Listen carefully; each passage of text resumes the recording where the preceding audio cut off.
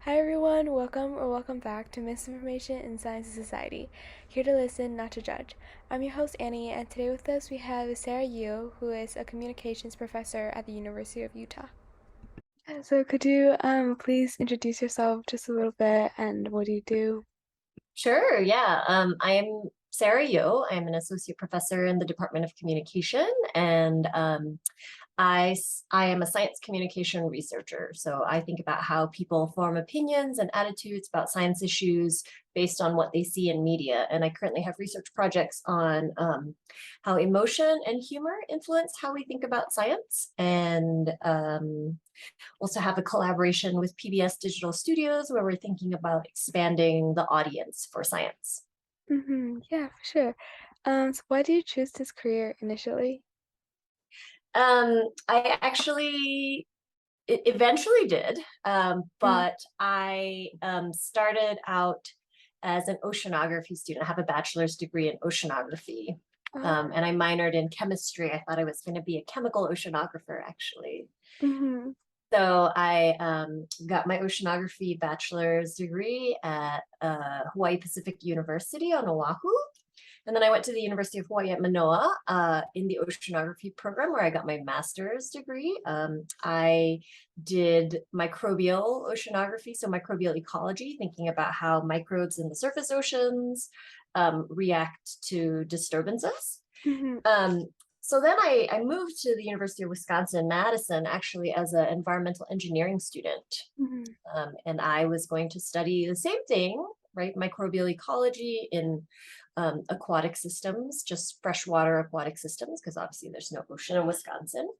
Um, and while I was there, I discovered outreach as a graduate student, science outreach. So I did a lot of these kind of outreach projects on my own time, as most grad students do, and realized that I couldn't really understand why people weren't as excited or interested about microbes Mm-hmm. in science as I was, shockingly.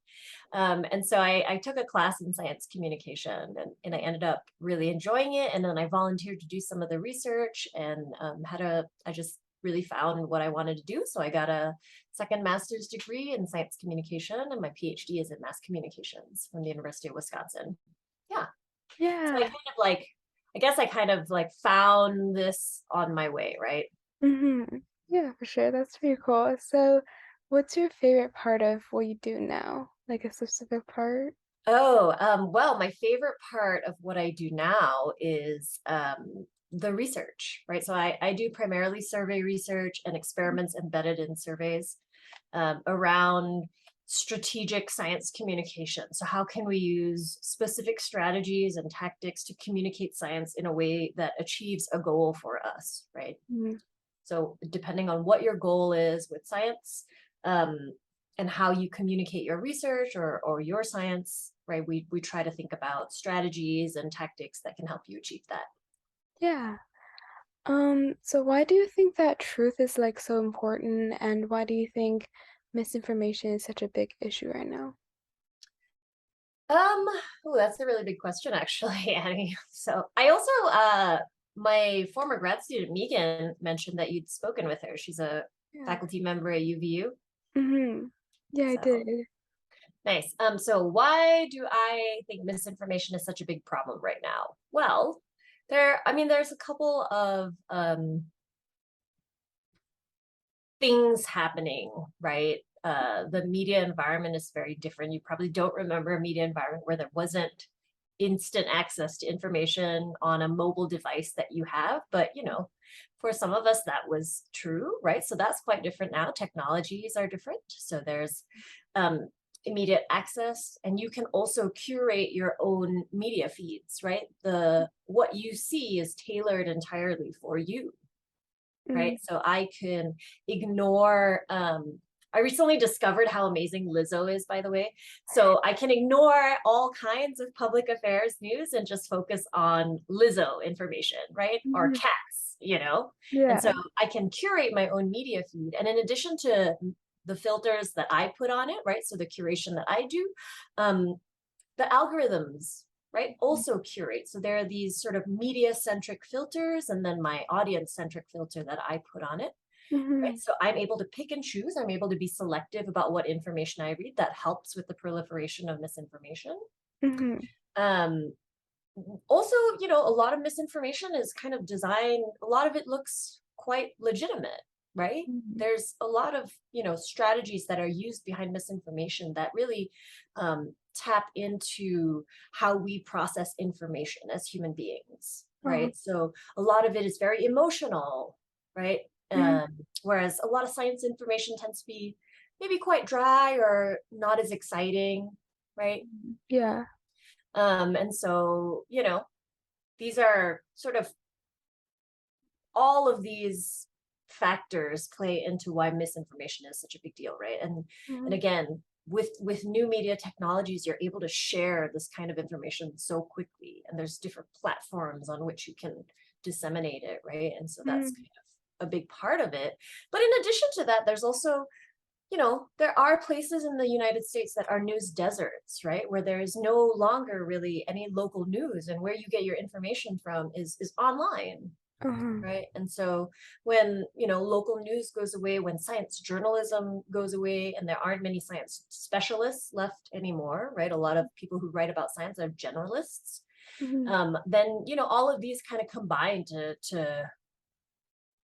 this problem, right? This challenge, we might say.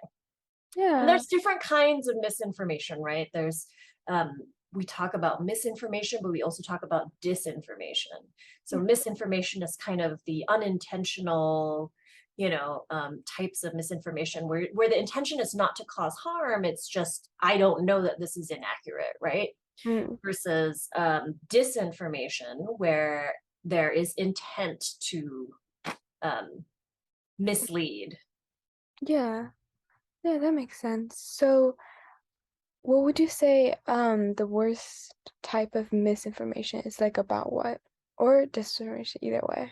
Yeah, I mean, I don't know if there's a worst type of Mm-hmm. mis or disinformation, right? Certainly, misinformation might be, I don't know, this gets to intent, right? What is the intention of that misinformation and the creator or the sharer of that misinformation, right? Because you can imagine that like a parent who is concerned about their child and concerned about their child getting a vaccine of some sort, right? Mm-hmm. That sharing information that might not be accurate in that sense might come from a place of caring about your child and not wanting, bad things to happen to other people's children, right? Oh. But there are also sort of intentional disinformation campaigns, right? If you look around at the political landscape, you can find a lot of these. Mm-hmm. And so I don't know. And that said, so there's intention, but it's very hard to infer intention from a piece of information that you see online. Mm-hmm. The outcome, though, is potentially quite similar and quite harmful, right? Regardless of whether it is intentional or not, like whether the intention is to harm or not. Mm. So whether it's mis or disinformation, right? Yeah. And so, there are a lot of researchers thinking about how to correct misinformation and misperceptions that are formed as a result of misinformation. But then there's the other side of that as well, where thinking about crafting messages around science, which is what I look at in particular, but it doesn't have to be science, right? It could be any public affairs information or any information you get online. So Mm-hmm. thinking about how you craft that information in such a way that, you know, it outcompetes, we might say, misinformation, Uh-huh. right? Is something that we could think about too. Yeah, for sure. Um, so I know you wrote like a whole article on like humor and emotions and stuff and like with like misinformation. So what would you say is like the best way to like eliminate or avoid or reduce misinformation? Yeah, there's a whole article on this. But I think about things like there are many things. It's not just going to be one thing, right? It's Mm, several things that are going to help with the misinformation mm, challenge that we face today and misperceptions. So, media literacy, right? uh-huh, In the US, especially, media literacy tends to be about, do you know how to use the technology or do you know how to use the tool, right? But that's not always the only thing that's important. It's also important, do you kind of know how to check whether the information is accurate. Where do you go, right? What are the sources that you trust? And there are many different sources that people trust, right? Some people don't trust governmental sources, Mm-hmm. right? And so there's a media literacy component to this where we don't just teach about how to use the tools or proficiency with the tools, but also um, how to discern information that is accurate versus inaccurate, right? So Mm-hmm. there's media literacy. There's also, on the part again of communicators, thinking about strategy and tactics, right, to make that information get out there more. Yeah. And Yeah. so, there's a lot of different things, and then there's trusted people that you can talk to as well, right?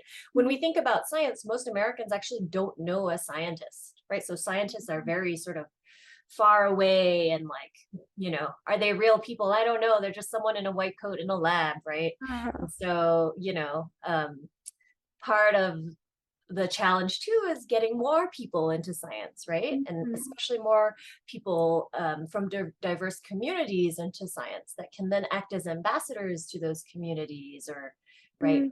And so, we try to think of, and these are like sort of big picture solutions, right? But if we're thinking about individual solutions, as someone who is interested in misinformation, can you talk to someone? Do people come and ask you? So an example is my mom always sends me news articles about things. My parents live in Malaysia.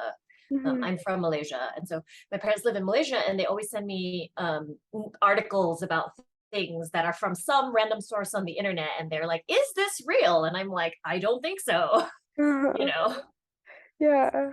Yeah, for sure, for sure. Yeah. Um, so I think that's all my questions about misinformation. So just for fun, do you have a role model, either like in general or like Yeah, I think that's a good question. Do I have a role model? Yes. Right now, Lizzo. No, I'm just kidding. Uh, no, yes, I do actually. I have had great mentors in my graduate program. So there is a faculty member at Wisconsin. Her name is Dominique Brossard. She was my PhD advisor. She's definitely a role model. I think she's, yeah, a great ethical researcher, successful at research and does meaningful research. So there's her, and then other mentors at Wisconsin as well. yeah. Yeah, I spent like 2008 to 2014, I was at Wisconsin. So spent a Mhm. lot of time there. And then I've had a lot of people over the years. I've been in school a long time, right? So I've had a lot of people over the years that I admire and like, try to model what I do after them. So I've had mentors who have been very supportive. I've been very fortunate. You always have some mentors that are maybe not, right, as Mhm. supportive as well, or supportive in different ways. And the thing about having good and poor examples is that you learn from both of them, Mm. right? You learn what you want to do or what you might want to be like, but you also learn maybe what you don't want to do. Yeah. Yeah, yeah, that's a good point. Um, So so I feel like it's always a learning opportunity, whether it's like, a good experience or maybe a not so good experience. uh-huh. Yeah, for sure. Um, so just to close this out, do you have any advice for people, especially teens? In terms of Anything like life, anything, any, like information? wow. Yeah. I mean, I do. I think so. I did a lot. I tried a lot of different things. So I started in oceanography, and then I'm in communication. That's kind of a big shift, right? And so Mhm. I think one of the things that I tried not to shy away from is like doing the work, right? It's important that you do the work, and that struggling is okay. Like Mhm. through struggling with something, you learn a lot of things. I know we don't like to struggle, and actually I see a lot of like, I don't like to struggle anymore, right? I just want answers because that's easier. And with Google, I can get a lot of these answers, right? But the process of maybe struggling through something, and maybe struggling is a bad word, the process of working through something Mm. helps you often understand it better, right? Mhm. And so it's like writing. Writing is difficult. Writing is difficult Yeah. for everyone. Writing is still difficult for me, but it is a really good way to articulate your thoughts, Mhm. right? Even if it, and I mean, I always try to like write with pencil or pen and paper, and I just think, you know what, this is terrible. I am slow. I am way slower at writing than I am at typing. And so Mm-hmm. my Google Docs are just like filled with notes. Uh-huh. Because when it's hard to just think in your brain, but if Mm-hmm. you put it on paper, electronic paper, then you have your thoughts and you can work through them Uh-huh. easier. And so I think um, working it out is important. So instead of struggling, I'm trying to put a more positive frame on this. So like working it out is important, but also um, trying new things, right? I did a lot of research that wasn't in my area that maybe I wasn't super comfortable with, but I wanted to experience it, and I did a lot of it as a volunteer. And I think um, they're all learning experiences, Mm-hmm. right? It's like a video game. You're just like gaining experience as you go, but you Yeah. have to seek out opportunities to gain experience, right? Mhm. Yeah, So for sure. yeah, Well, thank you for those. Um, yeah, so that's it for today, I think. So thank you so much for making this work and everything. Yeah. So, yeah. You're so welcome. Remind me what this is for. oh yeah. So I just like started this like project. Like it's like a personal project, not like with school or anything. Um, because like I noticed a lot of misinformation, like especially during like COVID and on social media and stuff. Um, And then so I kind of just like try to talk with like people from like all kinds of fields about misinformation, like their fields and like what they think about misinformation and then I record these and upload onto like my channel to like spread what I learned kind of. So yeah. Nice. Okay, well, I'm gonna drop in. Okay, so that's a Twitter handle. I'm sorry, but I have a podcast called Planet Uh-huh. SciComm, and it would be really fun to have you on there if you'd want to be on there. Um, Really? yeah, Oh, I'll definitely check it out. Oh my gosh. Thank you. yeah. I mean, because it would be really interesting to hear about your project and Mhm. learn more about it. And yeah, Uh-huh. Yeah, I thanks will. I will get back in touch with you. How about that? for sure. Yeah. Yeah. Where are you in Illinois? I live in the northern suburbs, like an hour from downtown, something like that. Okay. Yeah. Nice. I know Chicago is not close to Urbana, but I have a Uh-huh. collaborator at Urbana. So Yeah. her name is Dr. Leona Sue, and she does, Uh-huh. yeah. So she does similar work. Mm. Yeah, cool. Yeah. Well, So, great. Let me know when you post it. And, all right. Yeah. the only people who will watch it are my parents. So, Yeah, great. Thank you so much. all right. Talk soon. Take care. Bye. Bye bye.